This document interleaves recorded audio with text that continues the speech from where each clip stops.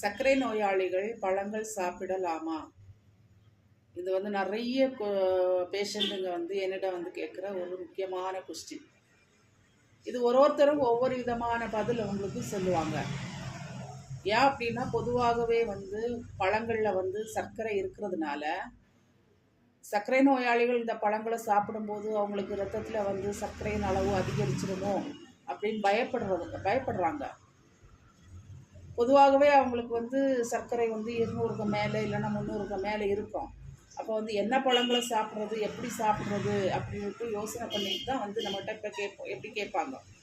நான் அவங்களுக்கு சொல்கிறது என்னென்னா, சர்க்கரை நோயாளிகள் பழங்கள் சாப்பிடலாம். அது எந்த விதமான பழங்கள் சாப்பிட வேண்டும் என்றால், குறைந்த கிளைசிமிக் குறியீடு கொண்ட பழங்களை எடுக்கிறதுல அவங்களுக்கு எந்த பிரச்சனையும் ஏற்படுறதில்லை.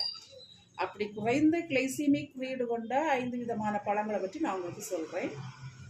முதலாவது பப்பாளி. இந்த பப்பாளி நல்ல பழுத்த பப்பாளியாக இருக்காமல் கொஞ்சம் காய் பருவமாக இருக்கிறது நல்லது. ஒரு நாளைக்கு 100லேருந்து 150 கிராம் வரைக்கும் எடுத்துக்கலாம். ரெண்டாவது கொய்யா. இந்த கொய்யா நம்ம டெய்லி எடுத்துக்கலாம். ஆனால் தோல் சேர்த்து தான் எடுத்துக்கணும். அதில் விட்டமின் சி, ஃபைபர் அதிகமாக இருக்குது. தோல் சேர்த்து எடுக்கும்போது இந்த ஃபைபர் கண்டென்ட் எல்லாம் நமக்கு அதிகமாக கிடைக்குது. இதில் பொட்டாசியம் அதிகமாக இருக்கிறதுனால இது இரத்த அழுத்தத்தையும் கட்டுப்படுத்துது. இரத்தத்தில் சர்க்கரையின் அளவையும் கட்டுப்படுத்துது. இது காய் பருவமாக இருக்கிற கொய்யாவை தான் சாப்பிடணும். நல்லா பழுத்தது சாப்பிடக்கூடாது.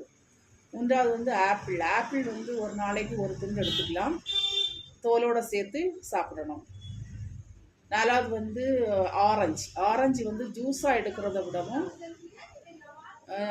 அப்படியே முழுமையாக சாப்பிட்றது நல்லது. ஏன் அப்படின்னா, அதில் ஆரஞ்சில் விட்டமின் சி, ஃபைபர் அதிகமாக இருக்குது. பெக்டின்னு சொல்கிற ஒரு வேதிப்பொருள் கூட அதில் இருக்குது.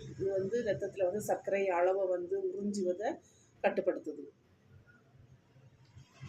அஞ்சாவது நாவல் பழம். நாவல் பழம் சர்க்கரை நோயாளிகளுக்கு மிகவும் ஒரு சிறந்த பழம். இதுக்கு அந்த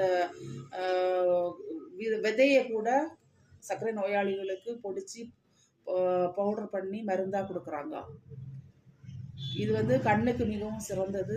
சர்க்கரை நோயாளிகளுக்கு ரெட்டினோபதி அப்படின்னு சொல்கிற நோய் வராமல் பாதுகாக்கிறதுக்கும் இந்த நாவல் பழம் மிகவும் சிறந்தது.